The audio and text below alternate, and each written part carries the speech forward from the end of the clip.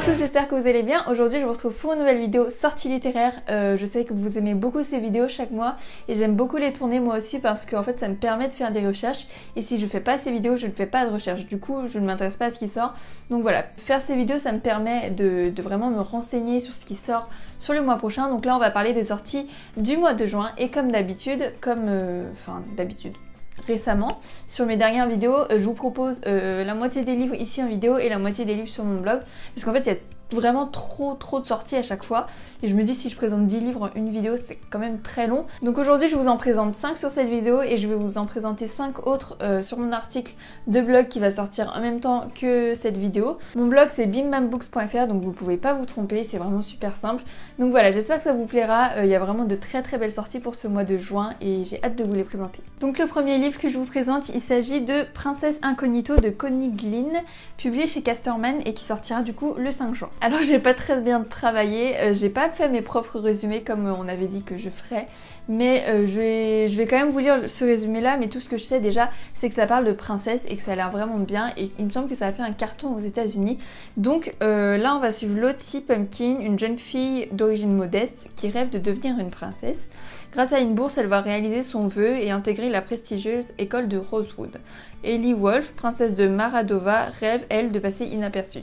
Elle aussi a hâte de rejoindre Rosewood, mais pour échapper à ses devoirs royaux. Quand le hasard place Lottie et Ellie dans le même dortoir, c'est l'occasion idéale de réaliser leur souhait le plus cher en échangeant leur identité. Mais à Rosewood, si tout semble merveilleux en apparence, chaque jour est un piège et chaque recoin dissimule un ennemi. Donc voilà, il me semble que c'est une trilogie qui va paraître et il me semble aussi que j'ai vu que le tome 3 allait sortir en septembre en VO, donc la suite va arriver très prochainement en France, j'imagine. Le deuxième roman que je voulais vous présenter, c'est un des romans qui me tente le plus, c'est L'esquisse du bonheur de Akemi Dawn Bowman, publié chez Pocket Jeunesse et qui sortira le 6 juin. En fait, ce livre, je sais même pas si j'ai déjà lu le résumé, j'ai peut-être entendu une fois quand Pocket Jeunesse nous a présenté toutes ces sorties de l'année, mais clairement, je sais plus de quoi ça parle, mais ce pourquoi je veux vraiment le lire et j'ai très hâte de le découvrir, c'est parce que ils l'ont vraiment vendu comme si c'était à la lignée de Ma raison de vivre. C'était dans le même style vraiment.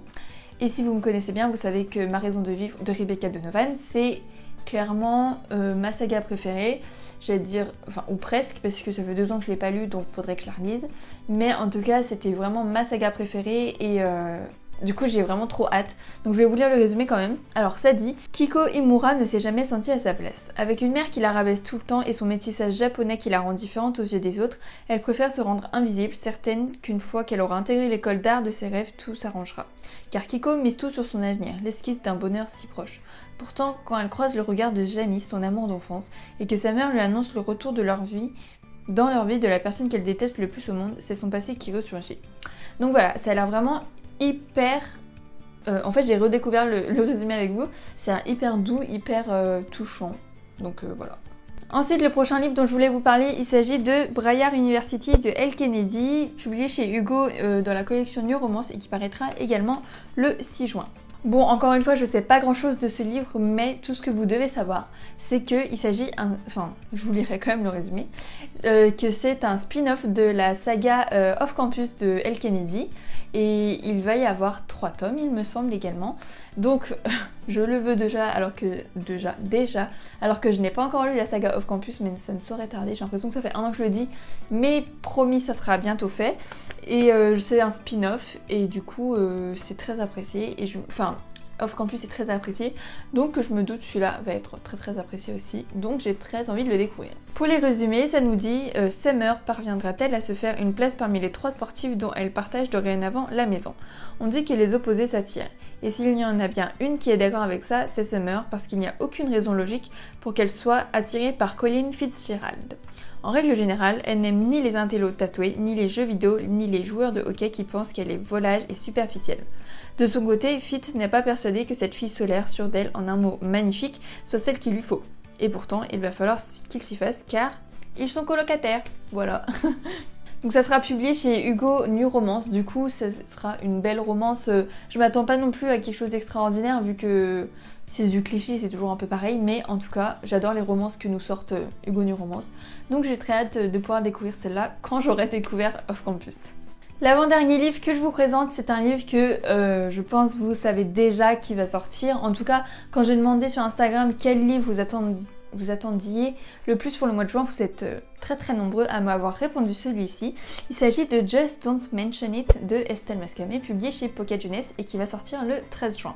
Donc si vous suivez un peu l'actualité soit de l'auteur, soit de la maison d'édition, ou même moi parce que je l'ai partagé, Estelle Mascamé sera en dédicace, sera présente à Lille pour la sortie de son livre, et en dédicace à Lille, les Lillois au Furet du Nord, le 7 juin. Donc il sera en avant-première au Furet du Nord. Et puis ensuite le 8 juin à Paris. À la base c'est pas ça que je voulais dire, mais je voulais dire que si vous avez suivi l'actualité de l'auteur ou même de Pocket Jeunesse, vous savez donc que Just Don't Mention It, donc le nouveau roman qui sort le 13 juin, c'est en fait d'Emily, enfin Did I Mention I Love You, son roman qui a fait un carton, mais du point de vue du garçon, donc du point de vue de Tyler. Donc moi très honnêtement j'avais adoré d'Emily et j'ai trop hâte de pouvoir découvrir celui-là.